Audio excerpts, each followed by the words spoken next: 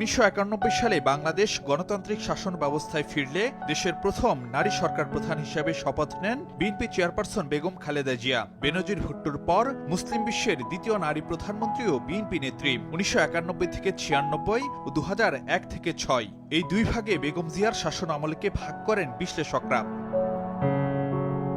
১৯৯১ সালে সরকার প্রধানের দায়িত্ব নেয়ার আগে সংসদে বসা কিংবা প্রশাসন পরিচালনার কোনো অভিজ্ঞতাই ছিল না বেগম জিয়ার। প্রথমবার সরকারে এসে নারী অধিকার, শিক্ষা খাত ও অর্থনৈতিক ব্যবস্থাপনা সহ বেশ কিছু মৌলিক বিষয়ে গুরুত্বপূর্ণ সংস্কার আনেন তিনি।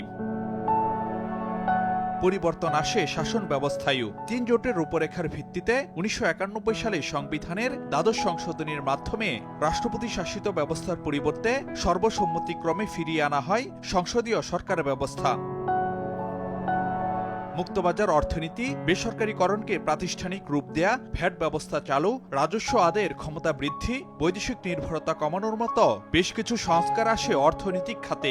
ব্যাংক কোম্পানি আইন, আর্থিক প্রতিষ্ঠান আইন, Bangladesh securities and exchange commission আইনের মতো বেশ কিছু আইন বিধি নীতিমালা প্রণয়ন হয় সেই সরকারের সময়, যা ভূমিকা রাখে আর্থিক সুশাসন কাঠামো প্রতিষ্ঠায়। বিদেশি বিনিয়োগ আকর্ষণে তৈরি হয় নতুন রফতানি প্রক্রিয়াকরণ অঞ্চল।